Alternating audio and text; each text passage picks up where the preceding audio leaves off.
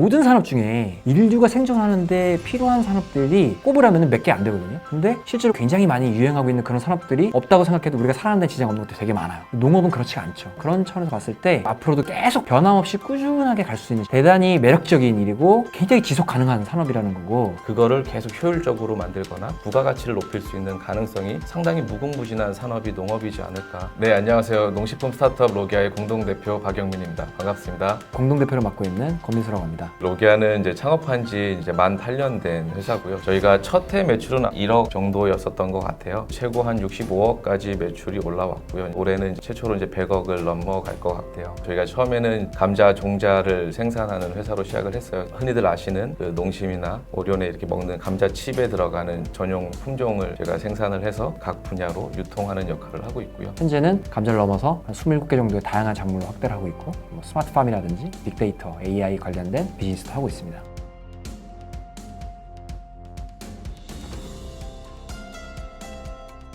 처음엔 저희가 농사를 졌었어요. 이 농업이란 산업을 한번 일으켜보자라는 어떤 큰 꿈을 꾸고 창업을 했는데 저희가 2명밖에 없잖아요. 그러다 보니까 제한적인 거죠. 이 농산물이란 건 무게도 많이 나가고 박스 포장도 막 해야 되고 지게차 운전도 해야 되고요. 그런 거 다 사람 쓰려면 다 돈이잖아요. 그래서 둘이 직접 다 했죠. 덩치도 있고 힘도 좋은 이 친구가 박스도 많이 나르고, 저는 이제 좀 기계적인 것들, 지게차도 운전하고, 그래서 생산부터 유통에 관련된 모든 기반 있잖아요. 거의 한 4년 동안 둘이서 다 했던 것 같아요. 선별 이런 것도 다 했고요. 저희도 사실은 멋있는 거 하고 싶었죠. 플랫폼 온라인 만들어 놓고 물건 팔면 될 것 같고. 그렇지만 그 이전에 먼저 이 농업에 대한 이해를 해야 되고, 그리고 또 농가분들이 저희의 파트너로서 산지에 대한 경쟁력이 있어야 된다고 생각을 했었던 것 같아요. 그래서 그거를 많은 20대 청년 둘이서 중고 소나타 회색, 흰색 하나씩 끌고 막 다니면서 계약해달라고 하는데, 농가분들이 대놓고 그런 얘기를 하더라고요. 차도 좋은 것도 아니고 돈이 있어 보이지도 않는데 너희들 뭘 믿고 이걸 계약을 해줘야 되냐. 그런 믿어주지 않았었던 게 제일 컸었던 것 같아요. 근데 매일 밭에 나오는 거는 저희니까, 저희 지금도 계속 밭에 있거든요. 그러니까 그거를 가장 높이 사주시는 것 같아요. 계속 진심을 보여주고 같은 그런 자세를 취하니까 이제 저희에 대한 오히려 이제 팬덤처럼 형성이 되시는 것 같고, 대기업과 다이렉트로 계약을 하는 것도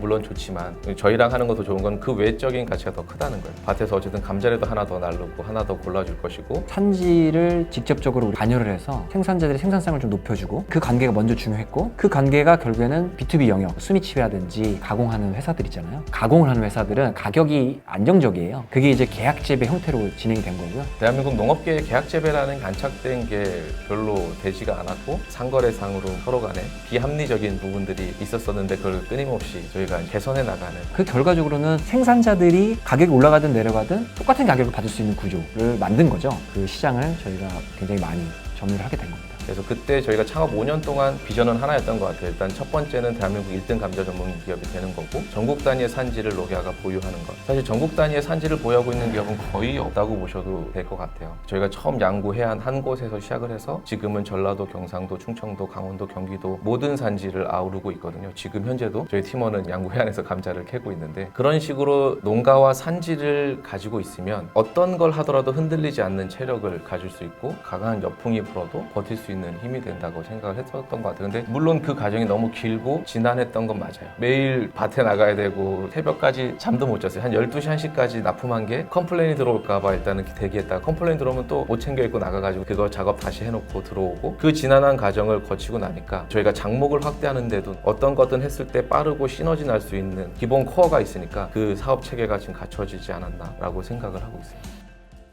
이 친구를 만나게 된 건 이제 2006년에 농림부에서 최초로 전국 농대생들을 대상으로 대학생 창업 연수생 과정이라는 걸 만들어서, 그래서 각 과별로 2명씩 선발을 했었어요. 그러다가 이 친구랑 처음 만났죠. 상당히 특이한 거예요. 저도 가슴속으로만 갖고 있고 그냥 꾹꾹 누르고 있었던 건데, 이 친구는 그거를 아주 열정적으로 표현하고, 막 술 먹다가도 이 아이디어 막 어때? 뭐 이렇게 하면 또 워낙 또 잘 받아줘요. 그래서 그거를 쫙 끌어내는 거에 또 탁월한 능력이 있기 때문에. 저는 이런 거 생각했던 것 같아요. 그냥 스스로가 만든 업 같은 거를 한번 태어났으면 그런 거 좀 한번 만들어봐야 되지 않을까. 근데 그게 처음엔 농업은 아니었어요. 저는 처음에 막 원앙새도 한번 팔아보려고 했었고, 중국 요리도 한번 해보고 싶었고, 저는 좀 즉흥적이고 그러다 보니까 리스크가 좀 있어요. 근데 이 친구 저랑 완전 달라요. 침착하고, 그리고 저보다도 훨씬 더 공부도 잘했고요. 관계에 대한 부분을 굉장히 잘 맺고, 이 박영민이라는 친구를 되게 다들 좋아하는 거예요. 저는 약간 호불호가 있는데, 그래서 저한테는 되게 좀 끌렸어요. 술을 많이 먹었다는 얘기를, 관계가 좋다는 얘기를 잘 풀어낸 것 같은데, 매출적으로는 탄탄한 성장을 이뤄가고 있었었고 그거 이제 정점이 돼 가고 있던 시점에 좀 고민을 했어요. 저희가 감자로 할 수 있는 모든 분야에 대한 경험을 다 했고 그럼 어떤 부분의 장단점을 이제 파악한 후에 사업의 좀 구조적인 변환을 하면서 미래에 대한 준비를 해야 되겠다. 그거를 넘어갈 수 있는 거는 이제 투자라고 생각을 했습니다. 그래서 2017년에 어떻게 보면 좀 늦가기로 약 70억 밸류에 3억 정도를 첫 받았고요. 그해 연말에 한 100억 정도 밸류에 10억 정도를 받았고 그 다음 연도에 이제 시리즈 A를 받았고 지금 이제 프리 시리즈 B를 가려고 하고 있는데 이 과정들을 겪으면서 가장 좀 그랬던 거는 기초 농업을 가지고 투자 시장에서 인정을 받는다는 게 정말 어렵구나. IR 시작할 때 종자가 뭔지에 대한 설명부터 길어지거든요. 근데 지금은 이제 조금씩 인정해 주시는 분들이 생겨나고 있고 그 미래를 같이 공감해 주시면서 좀 힘을 실어 주시는 분들이 있어서 앞으로 더 잘 될 수 있지 않을까.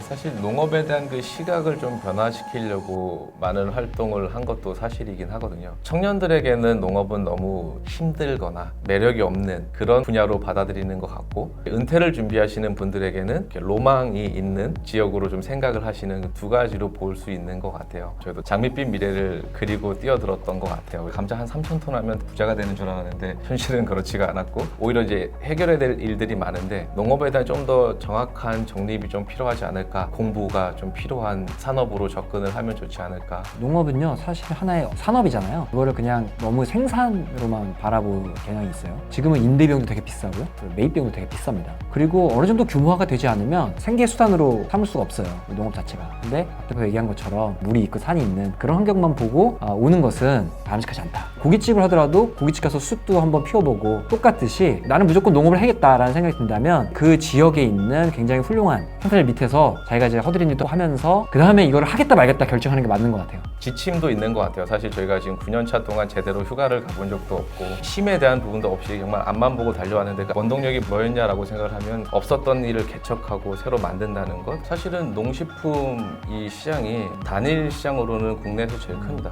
자동차 산업보다 크고 반도체 산업보다 크거든요. 단일 시장으로 봤을 때 105조 정도가 되고 B2B 시장만 해도 47조 정도 되는 상당히 거대한 시장이에요. 근데 생각보다 상당히 많이 낙후되어 있다는 거죠. 타 산업들이 앞으로 나가 있는 것 대비 많이 뒤에 있고 또 근데 기간 산업이고 기초 산업이다 보니까 2차, 3차, 4차와 융합될 수 있는 여지가 상당히 많습니다. 이 젊은 세대들은 테크적인 부분에서 학습이 이미 많이 되어 있는 가능성이 있잖아요. 그럼 그 친구들이 갔을 때 그 낙후된 부분들을 채울 수 있는 공간이 많이 있다는 거죠. 누구에게 도움을 준다는 거 있잖아요. 도움을 준다는 건 다 똑같지만 생산자들하고 함께해서 이 생산자들의 물건을 우리가 아낌없이 다 사서 물건을 판다라는 거에 대한 굉장히 큰 보람이 있고요. 그리고 저희가 생산하는 것들이 소비자들이 온라인이든 마트에서든 드시고 계시고 그런 것들 보면은 되게 보람 있고요. 나는 사회적인 뭔가 문제를 해결하고 있다라는 좀 간접적인 뿌듯함이 있기 때문에 또 사업을 계속 할 수 있는 것 같고 내가 생각했던 것보다 좀 더 큰 사람이 돼가고 있다라는 생각이 들어요. 시야도 넓어지고 생각도 커지고 그리고 그거를 해결할 수 있는 기초 체력들도 좀 다져져 가고 있는 그런 단계이지 않나라고 생각을 합니다. 힘들다고 얘기하지만 아마 내년에 또 똑같은 일도 하고 있을 거예요.